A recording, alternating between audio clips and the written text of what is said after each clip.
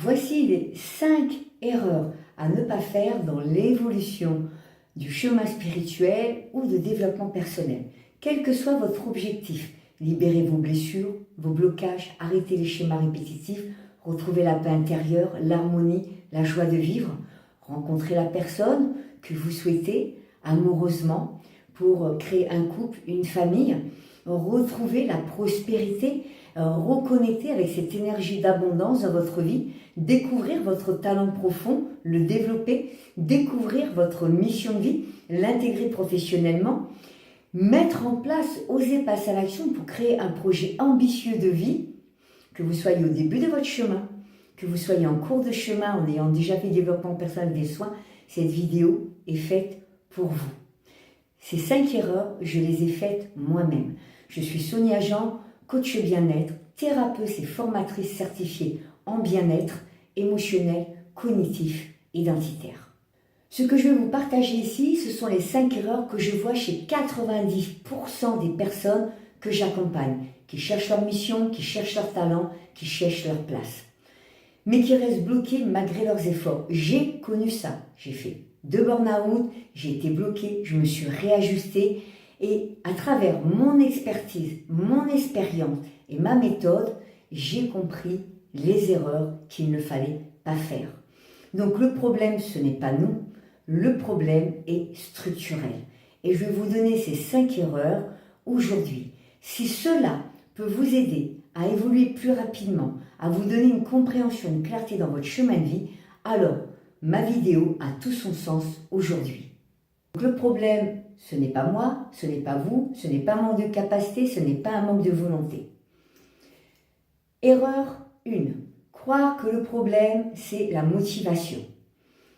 Vous avez des idées, vous avez des projets. Et c'est normal, c'est humain et ça nous motive. On a de la volonté, mais pourtant, au moment d'agir, quelque chose nous freine. Nous nous disons facilement, ce n'est pas le bon moment, je ne suis pas prête, il me manque encore quelque chose, une compétence, une formation, de l'argent, du temps. Mais ça, ce sont des systèmes d'évitement. C'est pour nous protéger. Il faut bien vous dire que notre cerveau, il n'est pas là pour trouver des choses qui vont nous épanouir, mais il est là pour nous protéger. La problématique, c'est que nous ne travaillons pas le cognitif. Nous n'allons pas travailler les pensées automatiques qui sabotent notre action. Tant que les croyances inconscientes ne sont pas identifiées et ne sont pas libérées, nous restons dans une rationalisation et le report. Donc ce n'est pas un problème d'énergie, d'avoir des projets, d'être motivé, d'avoir de la volonté. C'est un problème de programmation mentale. D'occulter cette approche va vous empêcher, même si vous travaillez l'émotionnel, d'avancer. Erreur numéro 2. Travailler les émotions de manière isolée. Là, on fait le lien avec nos émotions et notre corps. Vous libérez une blessure. On va par exemple voir un thérapeute travailler sa blessure d'abandon. Et puis on voit un autre thérapeute qui va proposer de guérir telle mémoire. Mais il n'y a pas de fil conducteur, il n'y a pas de cohérence, il n'y a pas de méthode. Sans lien avec votre histoire profonde et votre enfance, sans que nous fassions le lien entre la blessure et ce que nous avons vécu, sans faire le lien avec nos pensées, la réaction de notre corps, vous soulagez, mais vous ne transformez pas.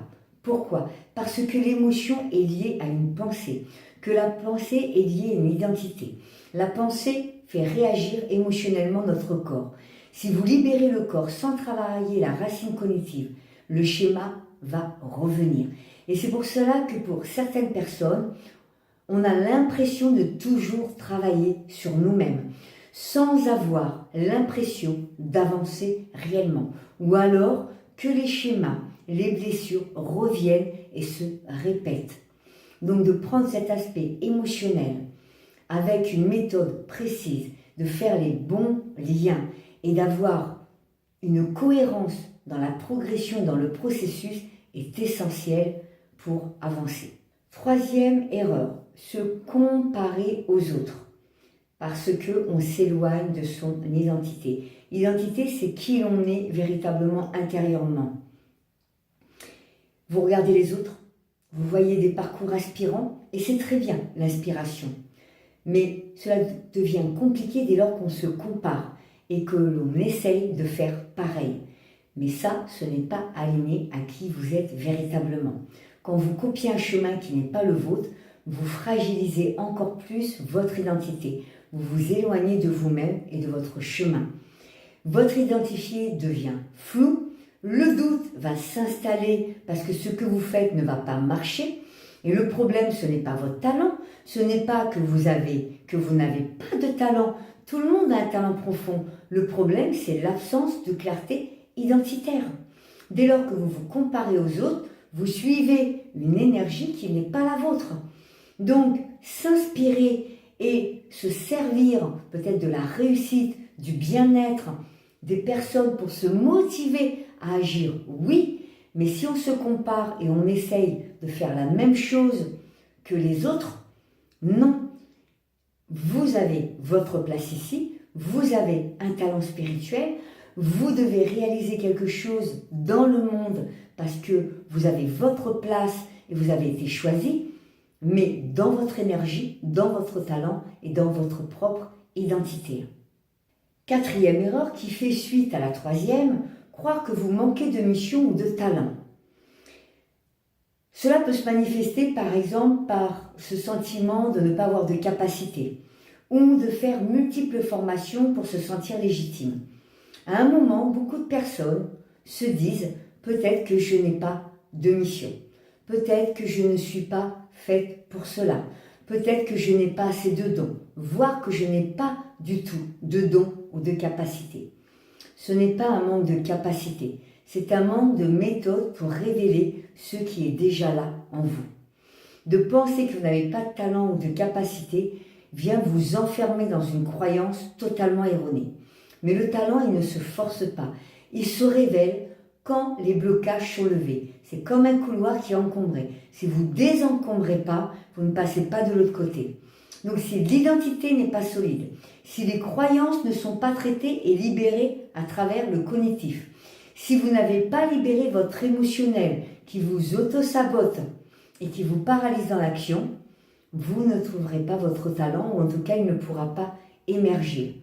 Donc, cette croyance, elle est fausse.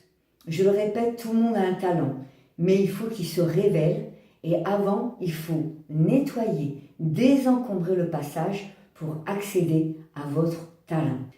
Cinquième erreur, chercher la transformation sans structure d'action. Qu'est-ce que ça veut dire? C'est essayer déjà de chercher à mettre du changement, mais on ne met pas d'action en place. Dans ces cas-là, on est déjà arrivé à une compréhension des choses. On a pris conscience de ce qui se passe, mais on ne change pas nos habitudes, et je l'ai fait. On ne met pas en place un plan clair. Ou si on a trouvé le plan clair, on ne le met pas en action. On ne structure pas de véritable passage à l'action. Et la conscience sans action, ça ne crée rien. L'action sans alignement, ça ne tient pas. C'est la cohérence entre la pensée, l'émotion, l'identité, le talent et l'action qui permet un changement réel. Je sais que cela n'est pas évident. Et c'est pour ça que si en amont, vous avez travaillé vos croyances erronées, vous les avez brisées, vous les avez libérées, vous avez compris émotionnellement ce qui vous bloquait, vous avez découvert qui vous êtes dans votre légitimité, dans votre estime, dans votre confiance, que vous savez quel est votre talent en le révélant, en ayant déjà libéré tout le reste, et que vous mettez un plan d'action, vous allez voir que vous allez passer à l'action. Parce que l'on sait la problématique, c'est souvent comment passer à l'action et d'être paralysé dans ce passage à l'action. C'est pour ça que cette cohérence va permettre véritablement d'arriver à changer ses habitudes, à faire un plan clair et à oser passer à l'action de manière concrète. Si vous vous êtes reconnu dans au moins une de ces erreurs, ne restez pas seul avec cette prise de conscience. Je peux vous aider avec ma méthode. Je suis moi-même la preuve de cette efficacité. Donc, je vous propose 30 minutes gratuites avec moi. Vous m'expliquez votre situation et je veux mettre de la clarté et vous montrer précisément ce qui bloque. Et vous montrer comment, avec la méthode, cela peut vous aider et transformer concrètement ces blocages, ces répétitions de schémas et ce manque de clarté que vous avez dans votre vie. Vous avez juste à cliquer sur le lien dessus, vous bloquez votre rendez-vous, je vous contacte sur WhatsApp, on échange comme ça me permet déjà de capter la problématique, de préparer notre appel et ensuite, à l'heure et au jour du rendez-vous, je vous appelle. Donc c'est très simple, il y a juste à cliquer.